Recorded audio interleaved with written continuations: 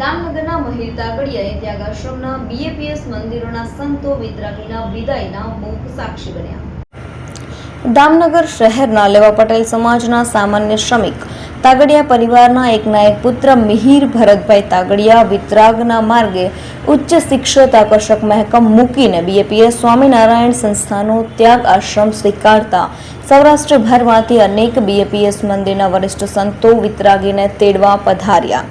અતિ કઠિન વૈરાગ્ય અંગે પૂજ્ય સંતોએ સાધુતાનો મહિમા તાદ્રશ્ય કરાવ્યો હતો।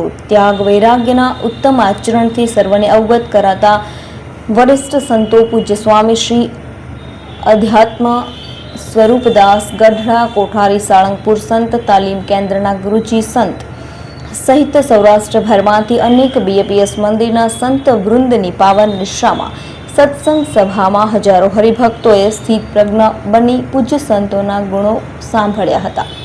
ત્યાગ વૈરાગ્ય સમર્પણ મનની ઈચ્છા મારીને વિતરાગના માર્ગે ચાલવા 31 જેટલા યુવાનો માર્ચ માસમાં દીક્ષા મેળવશે તેના જીવન કવનથી સર્વને અવગત કરતા પૂજ્ય સંતોએ દામનગરના એકના એક તાગડિયા પરિવારના પુત્ર રત્ન મહીર તાગડિયાની કઠિન તાલીમ વિશે સર્વને અવગત કરતા જણાવ્યું હતું કે જગતમાં સૌથી મોટો અધિકાર સેવા સમર્પણ અને ત્યાગથી પ્રાપ્ત થાય છે।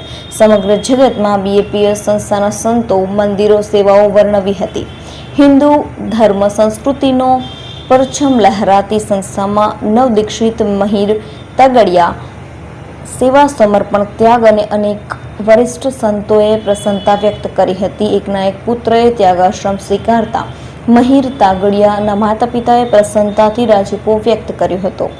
ત્યાગ વૈરાગ્યના ઉત્તમ આચરણ અંગે નવદીક્ષિત મહીર તાગડિયાએ પૂજ્ય બ્રહ્મલીન પ્રમુખ સ્વામીને યાદ કરતા જણાવ્યું હતું કે હું વામ વયે બાળ મંડળમાં સાધુ વેશે પૂજ્ય બાપાના દર્શન કરવા ગયો ત્યારે પૂજ્ય પ્રમુખ સ્વામીએ કહેલ કે આવા જ રહેશો।